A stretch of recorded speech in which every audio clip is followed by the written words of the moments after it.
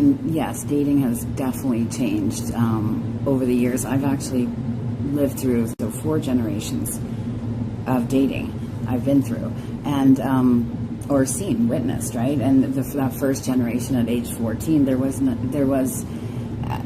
think the internet had just come out, not long before that. So, there wasn't all of these dating sites, Plenty of Fish. That was one of the first that I remember going on to. It didn't exist. What I remember being on a phone line called the Night Exchange.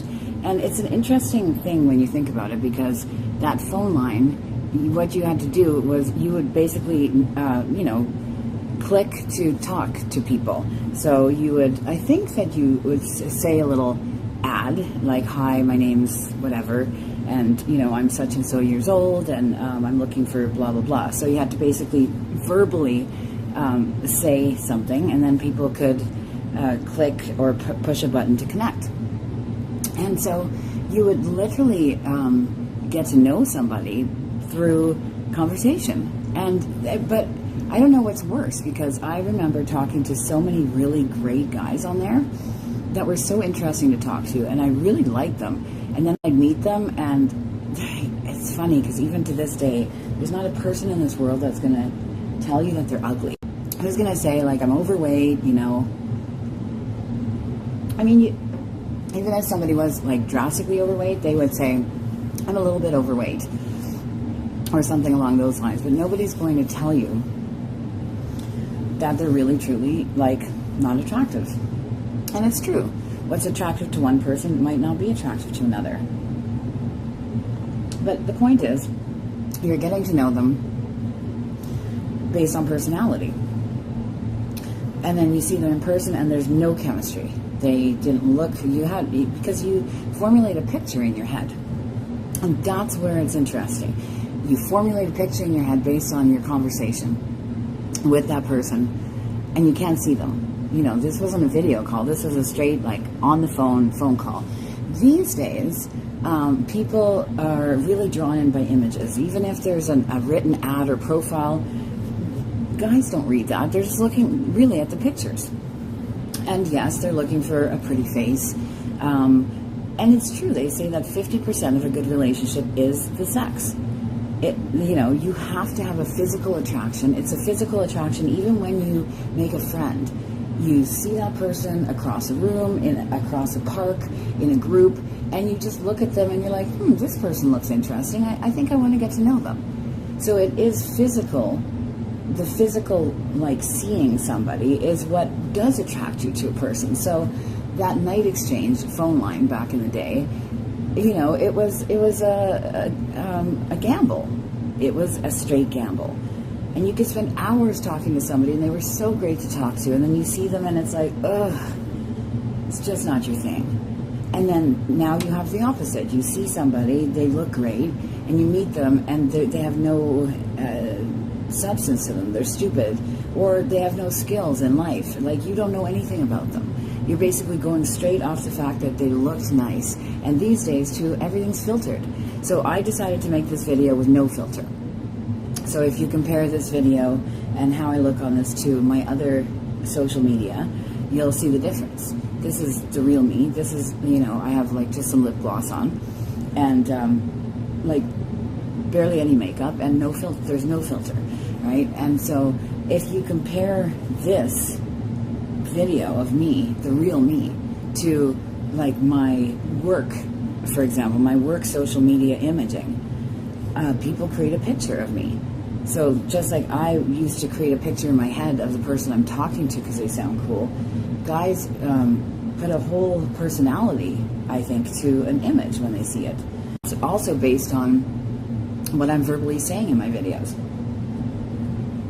And so when guys complain about the fact that there's no mystery left in dating, because girls are out there, like, blatantly, like, showing off all their assets. If they're on OnlyFans, or they're doing anything in the sex trade, okay, well, at least you know that you've got a sexual and physical attraction to that person. That's a start. next thing you got to do in today's day and age is get on the phone with them and see if you can actually have a conversation. And that's what is missing. Like, people are meeting and they're hooking up, and, everybody has needs, and because we're isolated in our work or whatever the case, we might end up having sex on the first time we meet, which sends out the wrong message, right? Guys are supposed to chase. Guys like to chase. You're supposed to let them chase you and not put out right away. But, okay, so we did put out right away. So now we're being punished for it?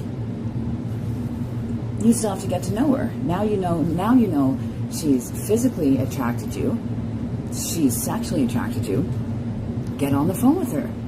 But guys aren't calling. When do they call? They call a month later. They call 3 weeks later. When? When they want sex again. And then now you've got a booty call relationship, which is pretty much, I think these days, it's like most of the young people I know, very few of them are in committed relationships, but they have 2 or 3 booty calls. Now, me personally, I've always had 1 booty call. I don't like to mess with, more. It's too much. If as long as the person's sexually pleasing me, I just need that one partner. But you can only go so long without substance, without, conversation. Like, if a guy thinks that he's going to keep you interested, and especially a woman my age, because I don't keep a roster anymore. In my very short time on earth when I was single, yes, I had a roster of guys that I could call on for sex. They were all my booty calls. Nobody had everything all in one, so that's what I chose to do. But most of my life, I've been in long relationships. In fact, it surprises people when I tell them how few partners I've actually had in my personal life and how long my relationships have gone for. But those relationships were relationships that started, a lot of them started from a one-night stand, from a booty call. A lot of them started from a booty call and then became long relationships because both people put in the time to get to know each other. So it was like, wow, this person's attractive. This person's sexually turning me on. I want to get to know them now. I want to see what they're all about. And then it turns out that you actually really like them. They're intelligent, they're funny, you have stuff to talk about. So it's like these days, people aren't putting in the time. They've got nothing to talk about. My most recent relationship, he never answered my phone call.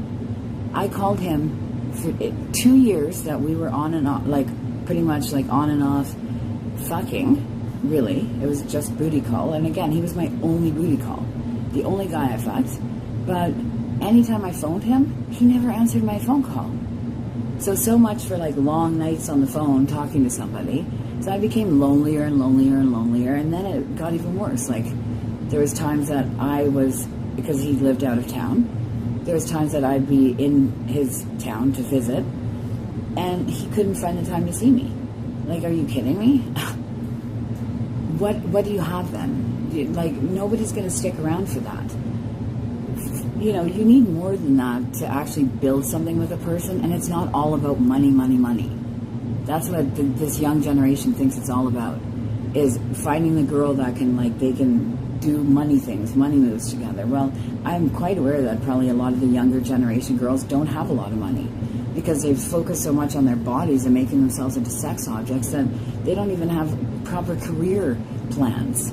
And then you take an older woman that's established and knows how to make money, and you either end up being a sugar mom or a booty call to a guy. And then the guys my age, they're intimidated because I make more money than them. But at the end of the day, it's all about the communication and what kind of connection the two of you have together when you're actually together. That's what it's about. And if you're not in the same town, then you gotta talk on the phone. You gotta get to know each other. You can't judge based on what's on social media, what they're putting up on social media, especially if they're content creators. Everybody that is a content creator already knows how much smoke and mirrors is involved in that. It's about real life here.